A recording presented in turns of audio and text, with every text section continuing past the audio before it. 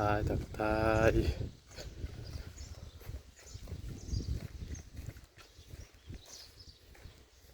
ย่างลงให้ลงน้าเลยน้องเลยถ่ายรีวิวหมู่บ้านโคกใหญ่ให้เบิ่งก่อนใหญ่แต่บ้านคนนั่นผัดบะหมี่พี่น้องเลยมีคนอยู่เรือนอยู่ซ่าน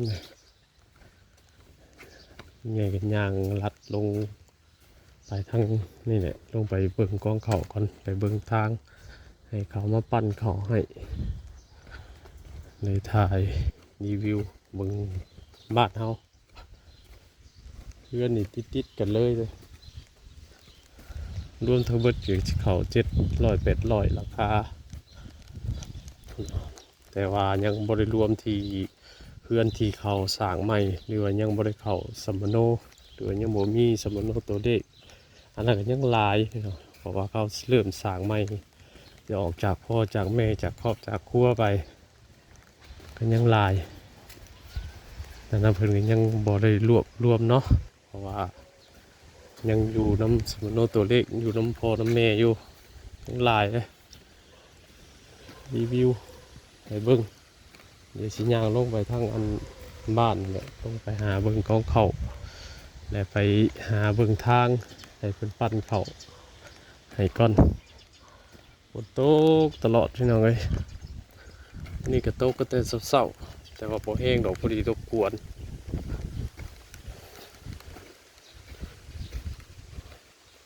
ลดลมน้องเอ้ยปู่จะขึ้นได้หรือเปล่าลูกจอยเอารถมาให้นะพาขี่ตมไปจันฝากกระสุกง่ายๆปู่สิขึ้น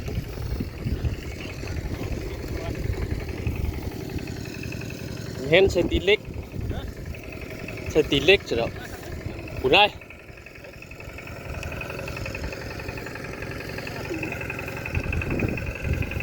พอเดี๋ยวไปแล้วก็โคกมาอีกว่า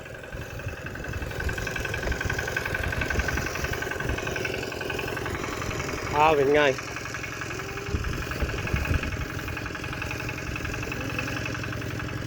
คุณได้ขณะทางรถเขามารถข้าเป็นไงพี่ให้ทึ่งพี่ได้อยู่ให้ทึ่งพี่ฮะ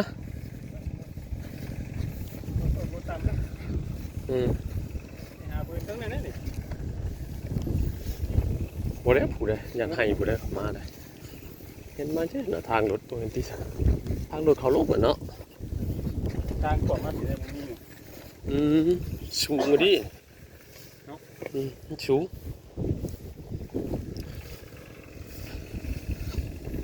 ผ่านบ่ได้หาเบิ่งทางรถก่อน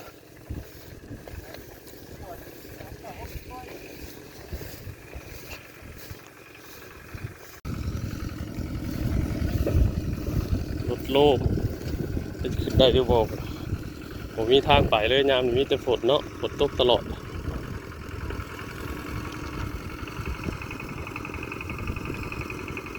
เบิ่งให้หน้ากับมีแต่น้ำเลย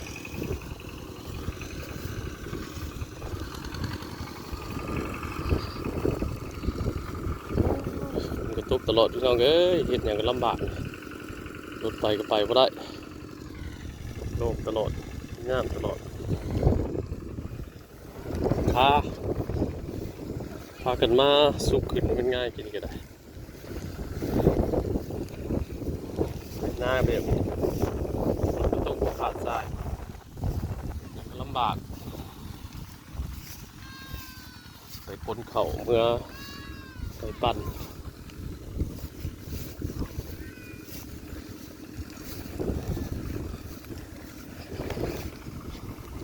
ตกอีกเลย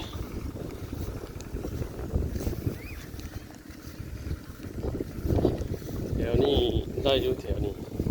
เองก็แถวทางเมื่อทางสีเข้าบ้านไปก็ได้จากดีเลยนะครับ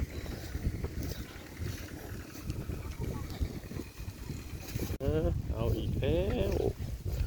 ฝนมาอีกเลยพี่น้องเอ้ย มาดูเกี่ยวเขาเลยตกอยู่คู่มือตกอยู่คู่มือตกอยู่คู่ยามโอ้ยเกี่ยวแล้วก็ยังเอาขึ้นบ่ได้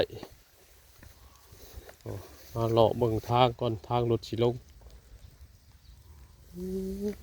เกี่ยวแล้วก็รถลงปั่นบ่ได้คือเก่าอันนี้เพิ่นท่านได้เกี่ยวกองเข่าเพิ่นก็โอ้เต็มเนี่ย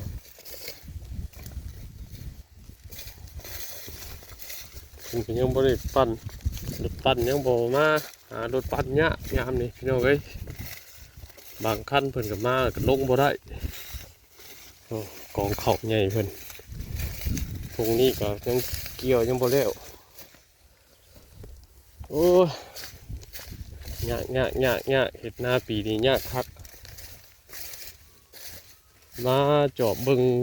กองเข่าก่อนโอ้อยู่ห่มจานเถอะฝนก็ตกบ่ขาดสายกับทักทายเด้อพี่น้องเอ้ยปัจจุบันทุกคนหลังจากที่มาแต่เวียกแต่งานวันนี้ก็ไงก็ได้เป็น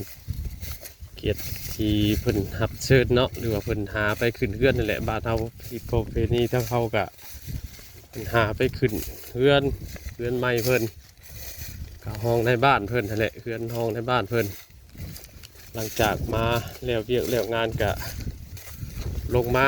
หาเลาะเบิ่งทางบางเทื่อรถเพิ่นบอกแล้วรถก็2 เจ้า 3 เจ้าเลยบอกให้มาปัดเขาให้กันยังมาพอได้ทางคำรถหน่อยคนรอปัดหลายคำเลยตกวงหนึ่งแล้วก็เผื่อจะได้ออกมาจากนั่นก็โอ้ยเนี่ยนี่กองเข่าก็แล้วเรียบร้อยเกี่ยวแล้วเรียบร้อยคนขึ้นเรียบร้อยยังบ่ได้เรียบร้อยพี่น้องเอ้ยยังบ่ได้ปั่นเนาะโอ้ยเนี่ยย่านฟ้าย่านฝนนี่แล้วพี่น้องเอ้ยดีนะทว่าทางบ้านเฮาเนี่ยยังบ่มีข่าวแบบว่ายังบ่มีอันขโมยขโจรถ้ามีขโมยขโจรนี่โอ้ยระบาดอีแหละเพราะว่าบางบ้านบางบ่อนนี่มีข่าวด้วยเด้อว่าคนลักเขาน้ำกองไปแต่บ้านเฮานี่ก็บ่นี่ยังบ่ค่อยมี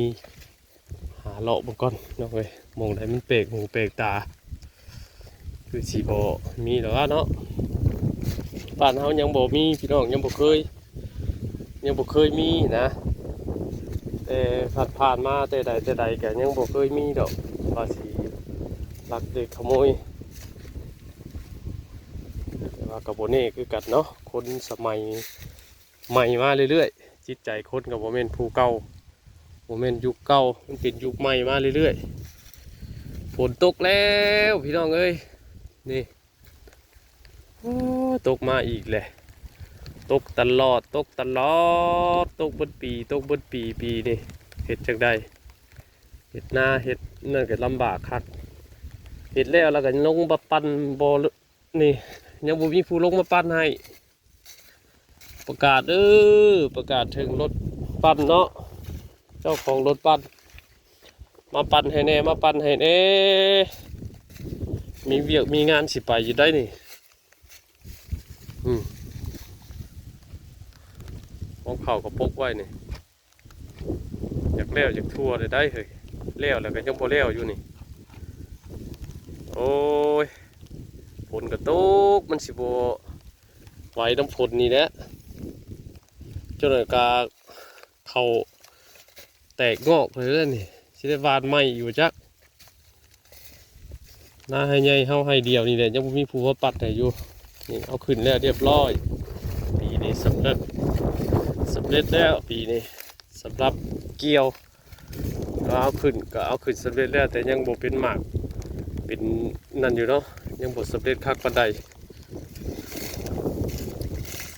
แต่มื้อเช้ามื้อวานหาคนอันมาปั่นเข่าให้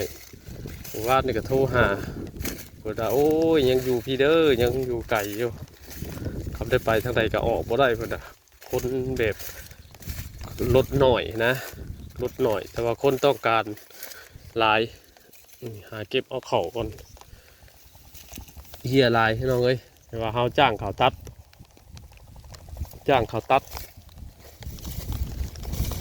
มันบ่คือเก็บเกี่ยวเอาเลยเนาะว่าเฮาจ้างเขาตัดเอาบัดนี้การเพิ่นตัดนี่ก็มันก็มีการตกเฮียเสียหายอยู่เฮ็ดหยังก็เฮ็ดทันสมัยไปเรื่อยๆฟ้าฝนชนทานี่ก็ทันสมัยไปเรื่อยๆพี่น้องเอ้ยตามยุคตามสมัยตกบ่มีฤดูกาลตกบ่จักเบิดตกบ่จักยามโอ้ยว่ากันบ่ได้มันเป็นเรื่องของธรรมชาติจากเลี้ยวจากทัวยังบ่เลี้ยวย่างเลาะก่อนบรรยากาศก็เริ่มเปลี่ยนแปลงแล้วผัดอันนี้ก็คงขอบเมนน้องคอปเตอร์เพิ่นหากันแล้วเศร้านี่เพิ่นก็ตัดกกแล้วผู้เศร้านี่ยังบ่ได้คนขึ้นผู้ยังหลายได้เพิ่นกับผู้คนนี่ก็ประมาณมื้อ2 มื้อผู้เพื่อสิแล้ว